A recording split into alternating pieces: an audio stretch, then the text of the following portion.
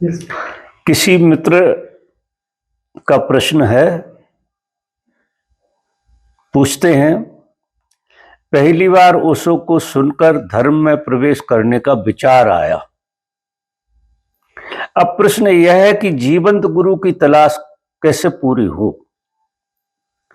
यदि गुरु मिल जाए तो मैं शिष्य बनने के लिए पात्र कैसे बनूं, और जब शिष्य बन जाऊं तो साधना के लिए शरीर, मन और भाव को शुद्ध कैसे करूं।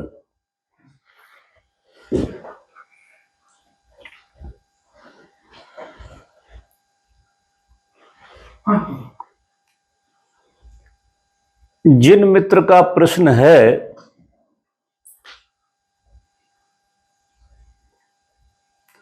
प्रश्न बड़ा अच्छा है। जिस तरह से उन्होंने पूछा है, थोड़ी भाषा ऊपर नीचे है, तो मैं उत्तर में से सुधार के उत्तर देता हूं। देखिए, जो अहंकार है वो हमेशा अपने से जो भी उसे कमजोर लगता है, निम्न लगता है, उससे दोस्ती करता है। और अहंकार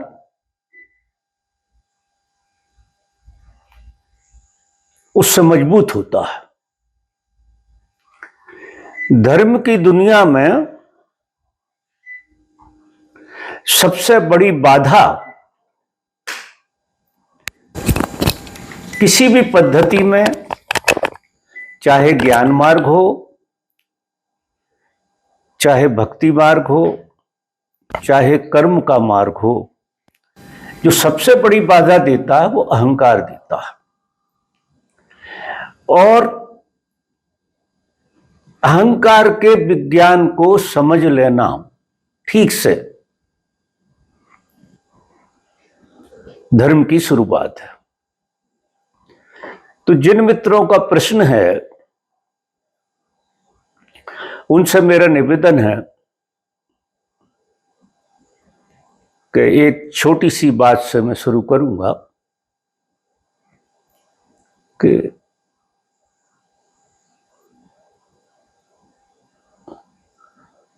रामायण में एक दृष्टांत है कि लंका जीतने के पहले भगवान श्री राम ने विभीषण को राज्याभिषेक कर दिया।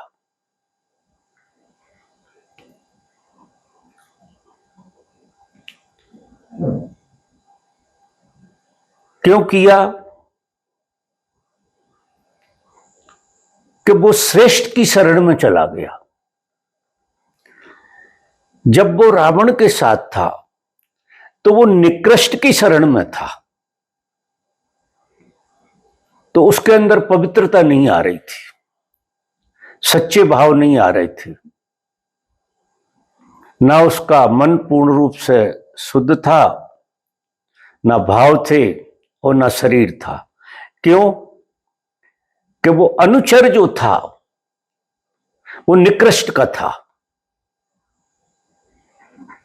और निकृष्ट के साथ किसी भी तरह से रहना आपको विकृत करेगा, आप शुद्ध नहीं हो पाएंगे। जिस तरह की बात कही है कि शुद्धि कैसे हो, तो शुद्धि का जो सरल मार्ग है वो ये है कि हमें हमेशा हमसे श्रेष्ठ लोगों की मित्रता करना चाहिए। खोज करे मन या अहंकार तो अपने से श्रेष्ठ की खोज करें, अपने से निकृष्ट के साथ अगर व्यवहार करोगे तो आप और निकृष्ट हो जाओगे। तो ना तो मन शुद्ध होगा, ना शरीर शुद्ध होगा, ना भाव शुद्ध होंगे। इन्होंने पूछा है गुरु को कैसे ढूंढें, फिर गुरु मिल जाए तो साधना कैसे। जे ऊपर से नीचे जो आए हैं, कायदे से जे इधर से ऊपर जाना था कि पहले मन को शुद्ध कैसे करें, भाव को शुद्ध कैसे करें, शरीर को शुद्ध कैसे करें। धर्म की यात्रा शरीर से शुरू होती है, शरीर के बाद मन और मन के बाद भाव। चूंकि विभिन्न तरह की विधियां इसके लिए संतों ने ईजाद की हैं,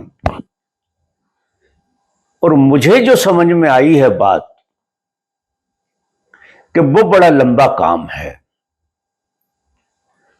सरल उपाय यह है कि हम श्रेष्ठ की संगति में जाएं, जो हमसे श्रेष्ठ लगे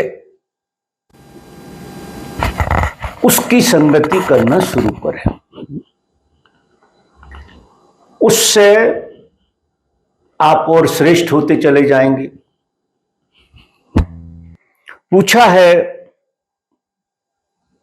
ओशो को पहली बार सुना तो हृदय में कोई बात समझ में बैठी। अब आगे क्या करें। तो आपको किसी श्रेष्ठ की बात समझ में आई, इसका मतलब यह है कि आपने जो व्यवहार का जगत है उसी जगत में आपके पुण्य के कारण कहो या जो भी कहो, आपने किसी श्रेष्ठ को जाने अनजाने सुना, जिनका नाम वो ओशो कहते हैं।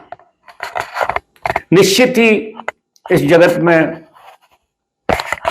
ओशो बहुत श्रेष्ठतम चेतना को जिए और जीवंत हमारे समय के रहे हैं।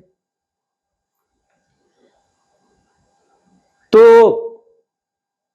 यदि आप उनको स्वीकारते हैं, उनको सुना आपने, जब आप किसी भी श्रेष्ठ व्यक्ति को पूर्ण रूप से स्वीकारते हैं तो उसकी मौजूदगी में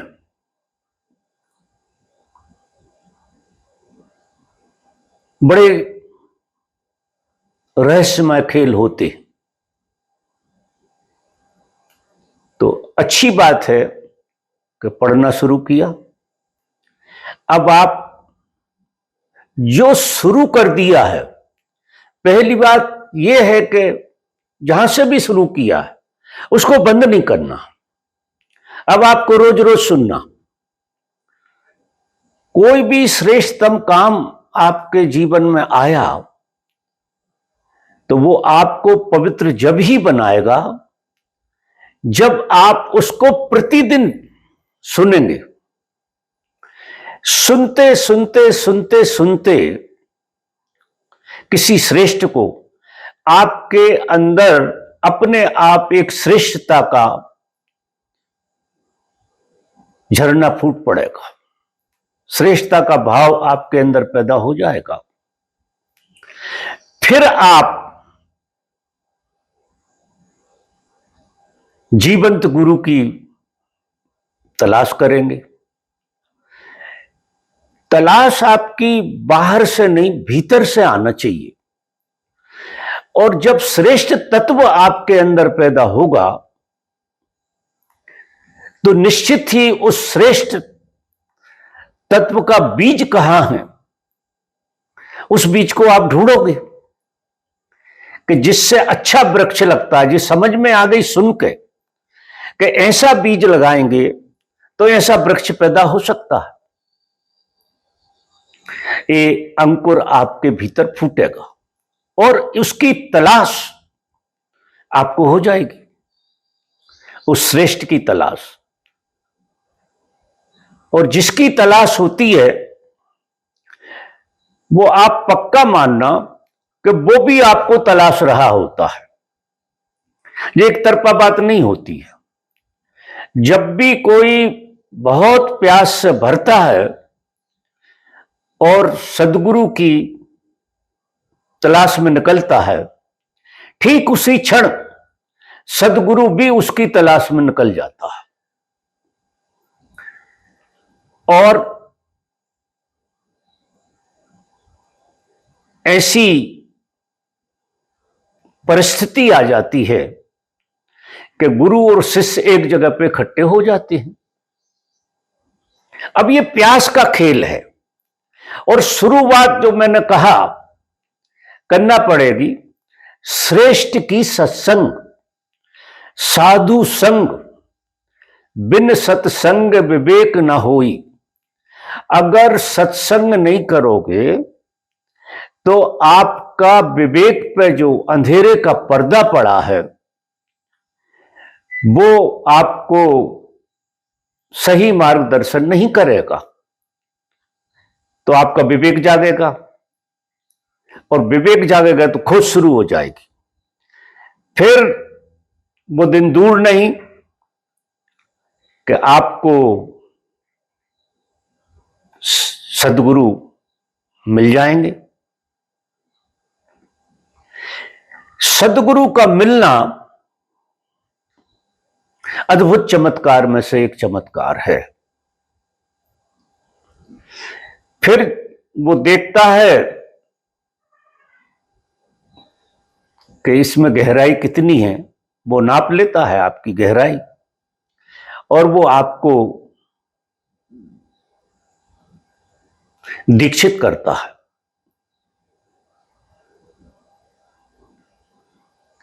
दीक्षित करने का मतलब ये है, जिस तरह से विभीषण को बिना लंका जीते राज्याभिषेक कर दिया, गुरु तुम्हें दीक्षित करते ही परमात्मा बना देता है, क्योंकि उससे नीचे पे उसका काम नहीं होता, वो उसी लेवल का काम करता है। जब गुरु की आंख से आंख मिल गए तुम, तो उसकी नजरों में तुम परमात्मा हो गए। वो तुम्हें परमात्मा बना देता है। जिस तरह से राजा बना दिया भगवान श्री राम ने विभीषण को, उसे आश्चर्य हुआ कि लंका में एक से एक योद्धा हैं और समय के पहले मुझे राज्याभिषेक हो गया है और महाप्रभु ने किया है, तो यह तो सफल होने वाला है। तो इतनी श्रद्धा आपके भीतर पैदा हो जाए,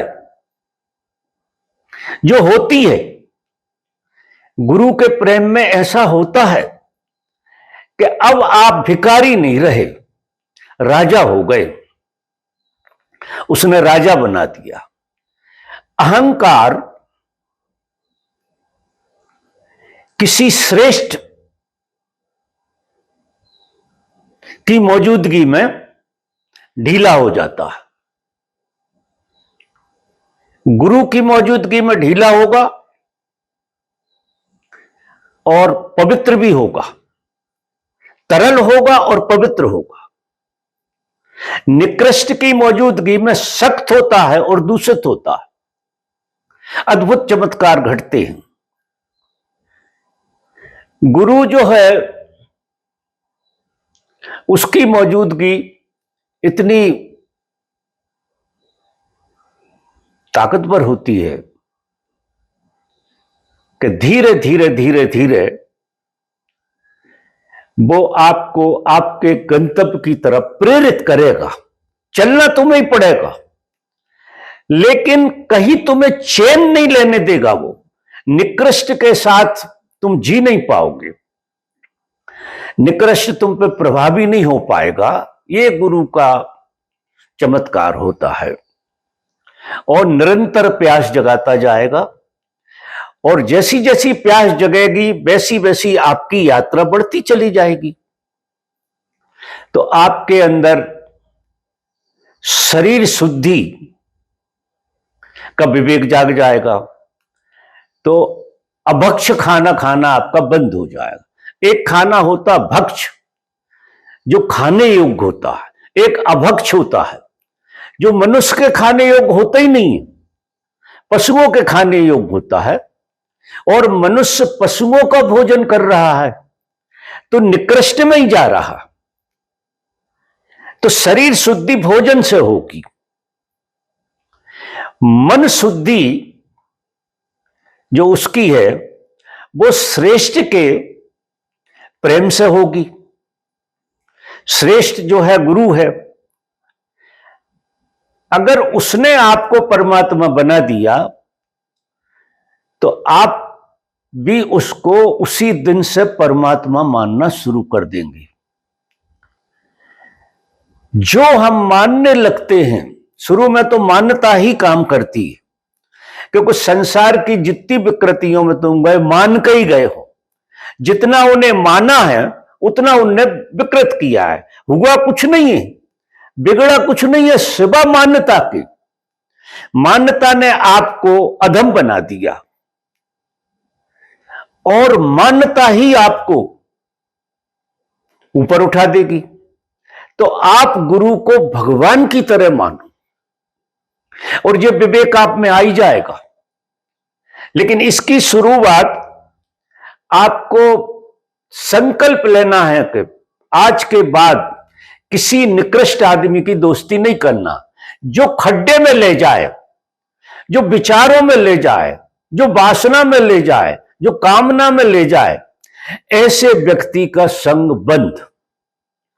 और ऐसे व्यक्ति का साथ जो कामना के ऊपर उठाए, वासना के ऊपर उठाए, ऐसे व्यक्ति का संग ये हमको करना ही पड़ेगा, नहीं तो आपका मन शुद्ध नहीं होगा।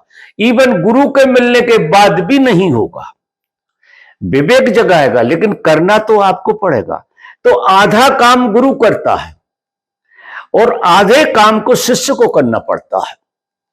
तो अब उनको जब तुम सुनोगे, उनके लेक्चर सुनोगे, उनकी बातें सुनोगे, उनमें सारी बातें आ जाएंगी।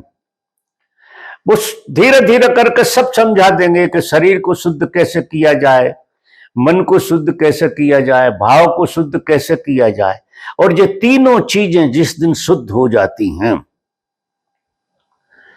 उस दिन आपके भीतर अंधकार का जो पर्दा है वो उठने लगता है, झलकें देने लगता है।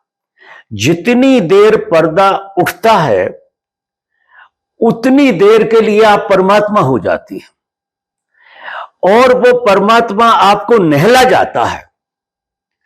चूंकि प्रारब्ध अभी पूरा खत्म नहीं हुआ है तो वो पर्दा फिर गिर के बंद कर देता है। फिर आप पीड़ा से भरेंगे कि इतनी अच्छी बात जीवन में उतरी और खो गई। अब ढूंढोगे कि खो क्यों जाती है, अब ये ढूंढना पड़ेगा कि खो क्यों जाती है। तो आपको जागृति थोड़ी और बढ़ाना पड़ेगी कि भूल चूक से कोई निकृष्ट का साथ तो दे रहे हैं, या तो मोह में फंसे हैं हम, जिसे प्रेम नाम देते हैं, मोह में फंसे हैं, या काम में फंसे हैं, या लोभ में फंसे हैं। सबसे ज्यादा हमको जमीन पे उतारने वाली चीज और विकृत करने वाली, हमारे चित्त पे पर्दा ज्यादा डालने वाली चीज है लोभ और मोह। ये दो चीजें। गुरु की कृपा तो है ही, उसने समझ दी है। उस समझ का तुम तिरस्कार करो तो तुम अपना ही तिरस्कार कर रहे हो। तो शुद्धि कहां से आएगी? जो समझ उसको सुन के समझ के आई है, उसको हमें जीना है। और जैसे जैसे हम जिएंगे वैसे वैसे पर्दा बार बार हमको गुरु की सत्यता दिखाएगा। अभी हमने परमात्मा नहीं देखा है, गुरु की सत्यता। गुरु की सत्यता आप में झलकेगी, आपका पर्दा उठेगा। और गुरु क्या चीज होती है? क्योंकि गुरु आप जैसा है, परमात्मा आप जैसा नहीं है, इसलिए समझना मुश्किल है। कोई भी यात्रा धर्म की बिना गुरु के हो नहीं सकती, क्योंकि गुरु आप जैसा भी है और परमात्मा जैसा भी है। तो वो पर्दा जो आपका उठेगा, उससे आपको भरोसा पैदा हो जाएगा अपने पे कि झलक तो आई। बात तो कोई खेल हो रहा है तुम्हारे जीवन में, कोई मस्ती हो रही, तो सारी पवित्रता आपके जीवन में धीरे धीरे धीरे धीरे तुम चाहे के भी गलत चीज खा नहीं पाओगे, चाहे के भी वासना में नहीं फंस पाओगे, चाहे के भी लोहे नहीं पकड़ पाएगा तुम्हें। मतलब इन सब चीजों में पीड़ा होने लगेगी तो तुम फंसोगे ही नहीं। और आप धीरे धीरे करते करते परमात्मा होने लगोगे। जब प्रारब्ध पूरे खत्म हो जाएंगे तो पर्दा हमेशा के लिए उठ जाएगा, और हमेशा के लिए पर्दा उठता है तो व्यक्ति परमात्मा हो जाता है। उसने पहले दिन राज तिलक कर दिया था, वो पर्दा उठाने का खेल गुरु ने राज तिलक जब किया था, तुम्हें दीक्षा दी थी, उस दिन ही पर्दा पूरा उठा दिया था। तुम्हारा संस्कार के कारण, प्रारब्ध के कारण और ठीक से यात्रा ना करने के कारण तुम्हें समय लग सकता है, लेकिन कितना ही समय लगे, एक बार गुरु ने आपको देख लिया और आपको दीक्षित कर दिया तो आप उस गंतव्य पे पहुंचेंगे ही। तो यात्रा का पहला कदम आखिरी कदम हो जाएगा, लेकिन उसमें शर्त ये रहती है कि पहले कदम से ही मानना शुरू करना, और वो है श्रेष्ठ की, संतों की संगत। अभी मोबाइल में देखो तो साधुओं की बारे में देखो और कुछ मत देखो। सुनो तो सत्संग को सुनो, दूसरी चीज को मत सुनो। तुम दूसरी चीज के सुनने से कुछ बात बनने वाली नहीं है। सत्संग को सुनो। अब सत्संग को सुनोगे तो रात में भी सत्संग तुम्हारे सपनों में आएगा, वो अचेतन में काम होगा, गुरु तुम्हें अचेतन में ले जाएगा। लेकिन हमें बहुत ईमानदार होकर जीना पड़ेगा। तो ये जितनी बातें आपने पूछी हैं कि मैं शिष्य कैसे बनूं, तुम क्या बनोगे? तुम तो सिर्फ पहली बार ओशो के सन के धर्म में प्रवेश का विचार आ गया, ये अद्भुत बात हो गई। विचार आ गया तो किसी श्रेष्ठ की वजह से आया धर्म का विचार, तो उस श्रेष्ठ को सुनना रोज, क्योंकि जिससे सुनकर पहली बार हुआ उसे बार बार सुनेंगे, और बार बार सुनेंगे तो हम श्रेष्ठ होते चले जाएंगे। और जब आप श्रेष्ठ हो जाएंगे तो जीवंत गुरु की तलाश आपको शुरू हो जाएगी। आपको फिर जीवंत गुरु मिल ही जाएगा। अगर पहली शर्त आपने पूरी नहीं की तो आगे आप बढ़े ही नहीं। जीवंत गुरु जब मिलेगा जब उसकी प्यास जगेगी, प्यास जगेगी जब उस ऐसे श्रेष्ठ किसी भी पुरुष को आप सुनेंगे, वो आपके भीतर आग लगा देगा। विचार, क्योंकि एक विचार ने आपको धर्म में प्रवेश करने का मन बना दिया, तो कितना ताकतवर विचार होगा वो। तो ऐसे व्यक्ति को छोड़ना नहीं, उसकी बात बार बार सुननी है, बार बार सुननी है। पहला काम तो यही है, बार बार सुननी है, और फिर जीवंत गुरु से तुम्हारा मिलना हो जाएगा। और जीवंत गुरु से एक बार तुम मिल गए, बाकी चीजें अपने आप हो जाएं। लेकिन जैसा गुरु कहे चलना उसके हिसाब से है। अब सवेरे उठ के नमस्कार करना है कि तेरी मर्जी पूरी हो, और मेरी मर्जी तो पूरी हो ही नहीं, चाहे मैं लाख गिड़गिड़ाऊं, चाहे मैं कितना ही तुझसे मांगूं, नरियल फोड़ूं, पूजा करूं, आरती करूं, मेरी मर्जी पूरी मत करना, क्योंकि मेरी मर्जी हमेशा ही गलत रही जन्मों से। तो अब तेरी मर्जी पूरी हो। तो इस प्रश्न का उत्तर इस तरह से बनता है, और मैं अब विदा लेता हूं। आज के लिए यही ठीक है।